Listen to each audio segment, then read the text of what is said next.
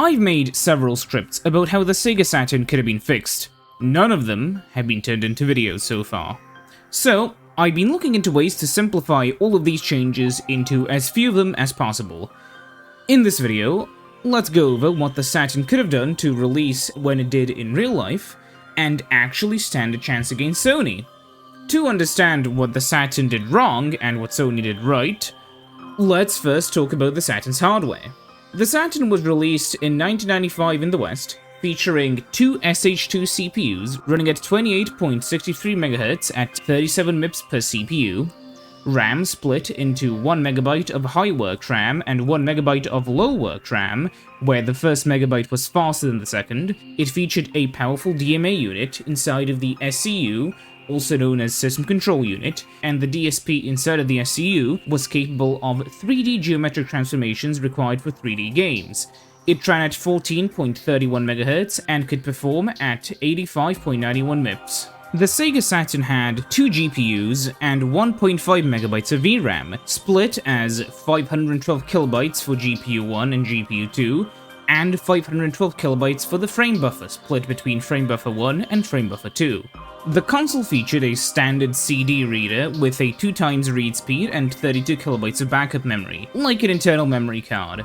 Extra memory cards could be used in form of 512 KB backup cartridges, and Japan also had floppy drives. The Saturn also featured RAM upgrade cartridges similarly to the Nintendo 64. You could either have a 1 MB or a 4 MB cartridge, with some cartridges coming with a switch on the back, letting you switch between the two. Now onto the GPUs. VDP-1, the first GPU, ran at the same speed as the processors and handled 3D rendering and 2D sprites. It was great at 2D and also solid 3D, however, it used quads, which leave us with a transparency issue due to overlapping points, and comparing them with triangles isn't simple. You could count a quad as two triangles, but that might cause a lot of inaccuracies for many reasons. For instance, one giant quad taking up the entire screen could massively tank the frame rate, meanwhile, two polygons just wouldn't. VDP-2, the second GPU, also ran at the same speed as the first GPU, and it handled backgrounds, scrolling, and 3D playfields, which could be manipulated as large polygons. They could be curved, bumpy, they'd render up to what would be an equivalent of like a million textured polygons per second, although in practice this was almost exclusively used for some very good looking water effects. It also contains its own internal geometry processor for the 3D planes. The audio was handled by a Yamaha YMF-292 controlled by a Motorola 68EC000. It featured 32 audio channels and CD quality audio, along with online connectivity. It also featured half a megabyte of audio RAM. Now that we've gone through how the system was built, let's compare it. Now first of all, the PlayStation 1 was just plainly simpler than the Saturn. Simplicity is good as it makes developing games for it easier. The PlayStation 1 had a MIPS CPU capable of 30 MIPS of power, along with a GT coprocessor that could do 66 MIPS. Now, as we know, each CPU on the Sega Saturn could do 37 MIPS, which is a little more. However, in practice, they were very similar. Now, the GTE coprocessor could do 66 MIPS of power. However, if the SCU's DSP and the SH2 CPUs were used in parallel, they would be faster than the PlayStation 1's GTE. Due to the aforementioned VDP-2 internal geometry engine, all three processors could just work on calculating the geometry for VDP-1.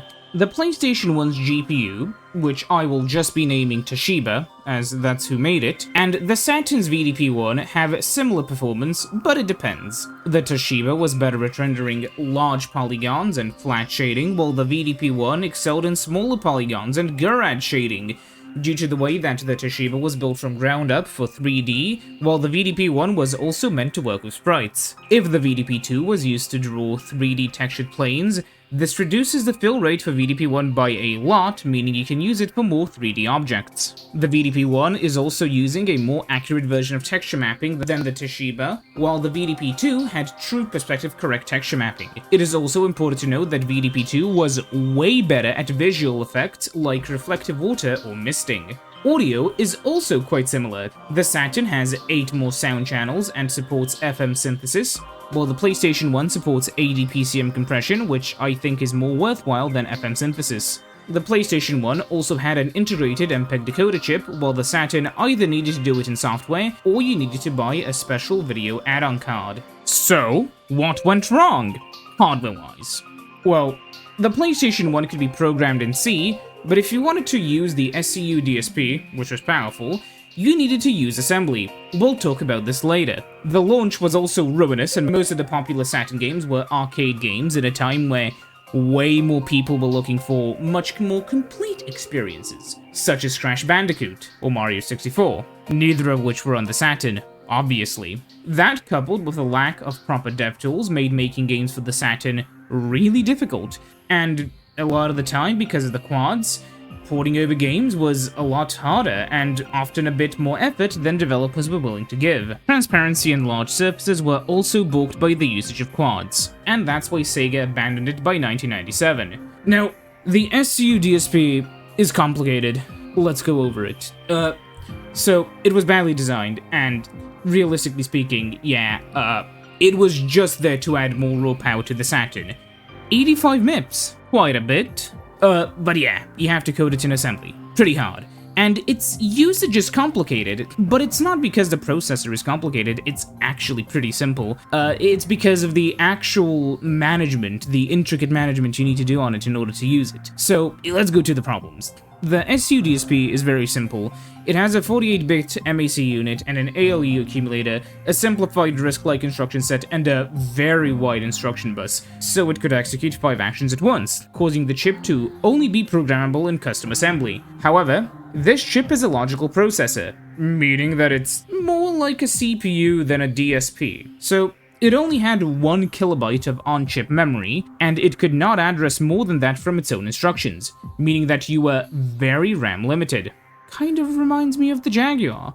The DSP doesn't have enough RAM to control its entire software pipeline on its own, meaning that the SH2s must work together with the DSP in order to make sure that the DSP gets the required data. This also made it so the faster SH2s and the slower DSP all had to fight for the same bus to high work RAM, while the DSP could not access the low work RAM. The SCU DSP also had no arithmetic division operation, but with fixed point numbers you can divide by multiplying a fraction via the MAC unit. It also manages left-right rotation and normal shifts, by the way. Now, we should also keep in mind that if a Saturn game isn't CPU limited, using the DSP is not beneficial. Furthermore, as stated earlier, the DSP only exists to add extra MIPS to the processors.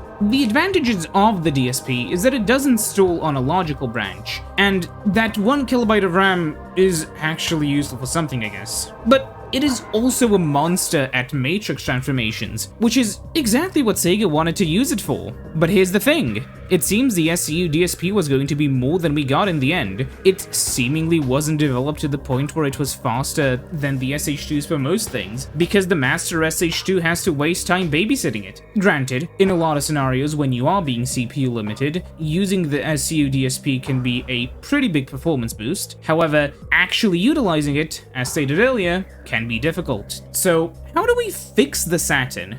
Well, let's go over hardware changes first, so we can go through the software changes later, both on the developer side and on the user side. To fix the SCU DSP, we should do a few things.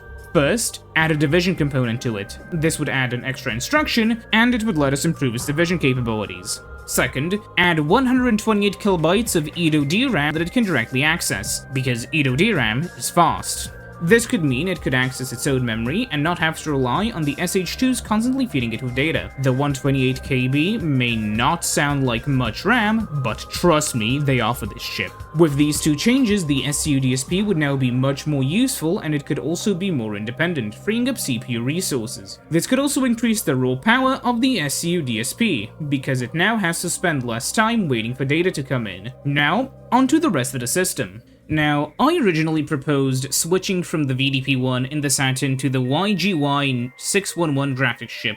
This was until I looked into how the Saturn rendered quads, and I realized something. You see, quads had 2 issues on the Saturn, those being transparency and slowing down the GPU the larger the quads got.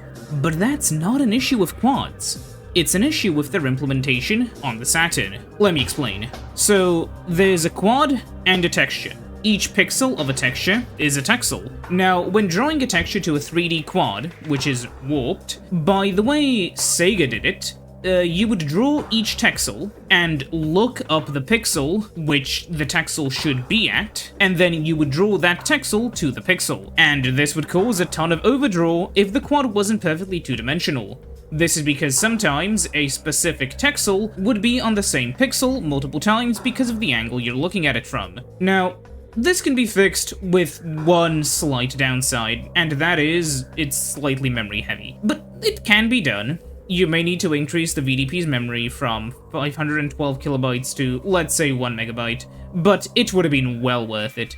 This small change would have drastically sped up the GPU by 25%. Not only that, but it would have meant we could have seen proper transparency on Saturn games, and drastically increased frame rates in games with larger quads. Now, it wouldn't have had a Z buffer, sure, but for much less effort, they could have fixed the main issue of the VDP-1, meaning it would have looked quite a bit better than the PlayStation 1. We would have lost the forward texture mapping, but it would have been a great trade. CPU-wise, one of them was seemingly close enough to a PlayStation 1 CPU in performance that nothing significant would change. Sound-wise, the Yamaha sound chip would have benefited greatly from 80 PCM compression, to lessen the amount of file space used for music. This compression would have also made streaming music off the disc less bandwidth intensive so you could stream assets more easily. To repeat, our hardware changes overall are, on the SU DSP, we add division capabilities and 128 kilobytes of dedicated RAM. On the GPU, change VDP-1's quad drawing from texel to pixel to pixel to texel, and add an extra 512 kilobytes of VRAM to VDP-1. We finally add 80 PCM compression to the sound chip. This might not even increase the cost of the console that much, if at all. However, it would make it way faster. So, to deal with the software side of things, let's begin with the development gear. First of all, actually bundle proper development kits and SDKs, libraries, and better documentation and manuals to developers. They need it while they're working on such a complex system. Second of all, make a goddamn compiler or guide or really whatever you can to make the devs work out how to use the SU DSP better. And now finally, let's talk about the games.